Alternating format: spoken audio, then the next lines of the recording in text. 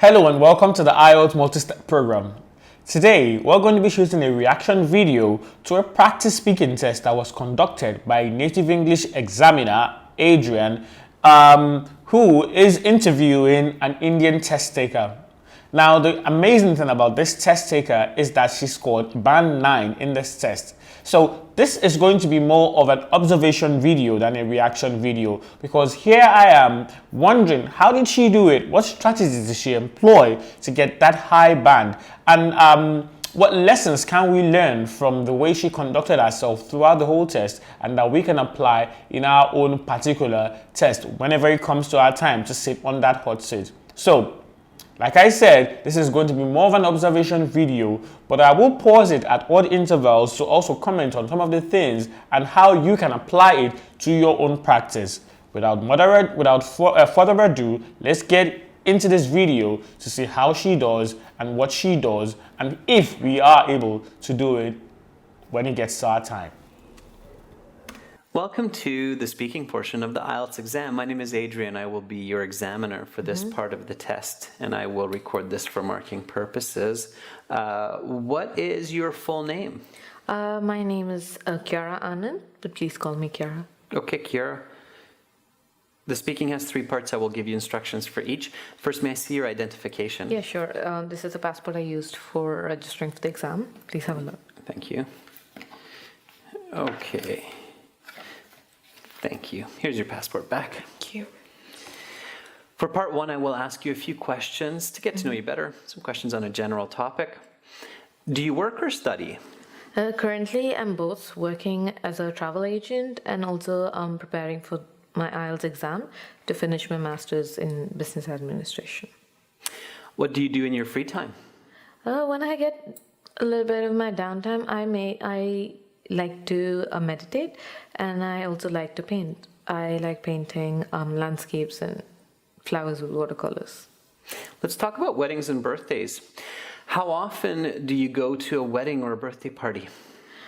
So one of the things I noticed there is that, you see, the question about painting, I wouldn't know if it's the truth or it's a lie, but it looked like if she made up that detail on the spot. Because if you watch the video, there's a painting of a flower right beside her and the examiner, and she looks at it when she was trying to get information or more details about answering that question. And I think that's a very, very commendable and quite admirable thing to do. Being able to use what you have around you and incorporate it into your own response, and it also ends up sounding as if you had it prepared, as if it was a well-prepared script. I think she deserves a band 9. It's too early to say, but let's see what she does. I should say I go to weddings once or twice a year, and birthday parties a little bit more often, say 5 or 6 times a year. Which do you like more, birthday parties or weddings? Actually, I like both, but if I have to say one, then I like weddings because that has more music and dance. Words like actually, words like mostly, words like usually, words like however, words like do you mean, words that signpost, words that ask for confirmation, words that connect are a very big bonus to your performance in the speaking test. Do not discard them. You do not need jaw-breaking words harvested from the dictionary. You just need your responses to be as natural and fluid as possible. That's what I've been noticing since. And the Indian wedding is always a party on its own. Who is invited to a wedding party? Mostly friends, family, relatives, colleagues, everyone are invited. There's a huge number of guests at Indian weddings. My cousin, she had around 300 plus guests for her wedding. How about a birthday party? Well, for a birthday party, the number of people are less, say around 15 to 20 people. Have your birthday parties changed compared to before? Oh, well, no, they haven't. They've remained the same. You go to a shrine in the morning, and then you distribute chocolates or sweets with friends and family. And the sweets we distribute is a famous dessert called the doodh pak. If you could have a wedding party somewhere, where would it be? Well, given a chance to have a wedding party anywhere, then it would be on the beach in Goa. Because of the good weather and the atmosphere and the fresh air, it adds up to the mood. And I would like to have my wedding in summer in Goa. Okay, that is the end of part one. Now we will. What are the things that I noticed? Rephrasing questions. Almost all the questions that she was asked, she was able to repeat them, but by changing some of the elements in the statements or in the questions themselves. Like for example, now, where would you like to have your ideal wedding? And she said, well, given the chance to have a wedding, to choose a place to have a wedding, I would choose to have a wedding on the beach in summer in Goa.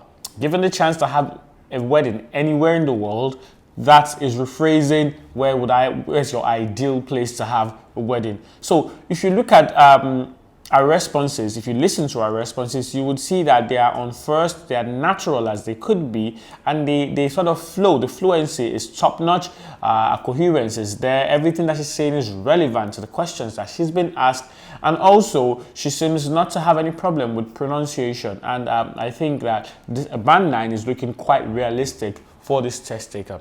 We'll continue with part two. I will pass you a card with some questions, note paper and a pencil. Don't turn the card over yet. Sure. Okay. You will have 1 minute to read the questions. Think about your answers. Take notes if you wish in that 1 minute. Then you'll have 2 minutes to speak. I will tell you when to start, when to stop. Okay. Your 1 minute begins now. Go ahead, turn over the card. Talk about an idea or an innovation for the future that is not possible today and can greatly help humanity. You should say, what's the idea? Where did you learn about it? Why is this idea beneficial for the future? And why is this idea not possible yet? And what is needed to make it a reality? Tough question, but let's see how she handles it.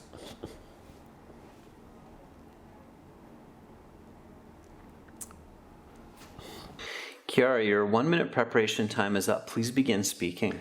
Yes. The future idea, one of the innovations that I've always admired and I've seen in a lot of science fiction movie, which is not feasible. One of the innovation that I've always admired, I think that's the only error that I've noticed ever since she started. Yet, but will be of a great help to the humankind is a universal translator.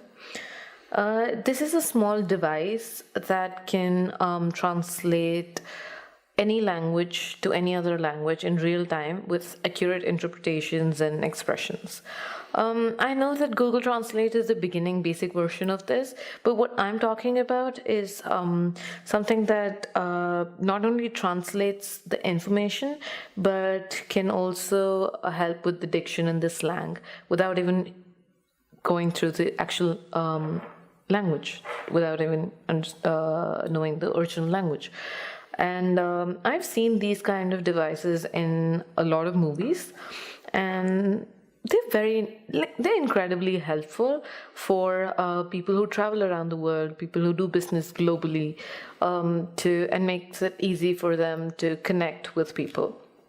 And this kind of a device, I think, would improve or make people feel more confident and comfortable among strangers in different situations. And for this to work, I think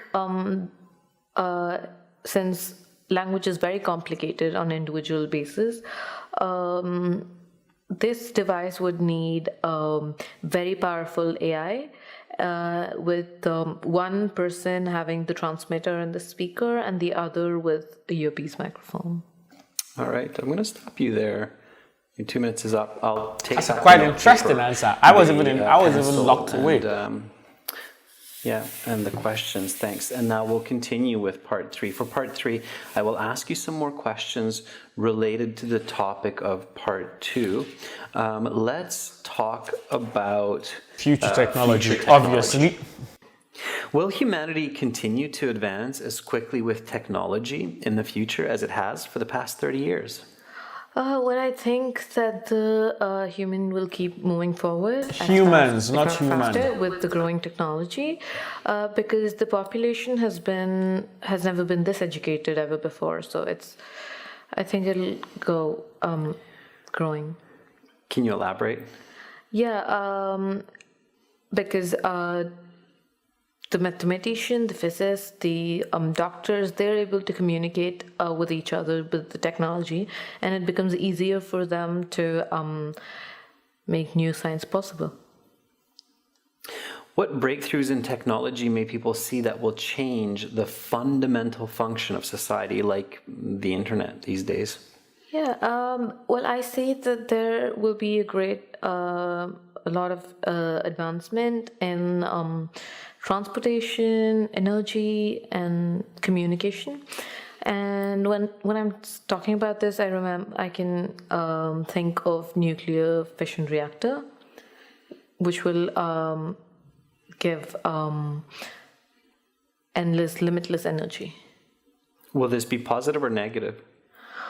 Well, this will be a great help for the human because of the energy Second time crisis, she's making but, that same mistake with the human. it should also be in mind that it's also important to have in mind that this is driven for the improvement, and it's not, and human beings are not driven to greed and destruction.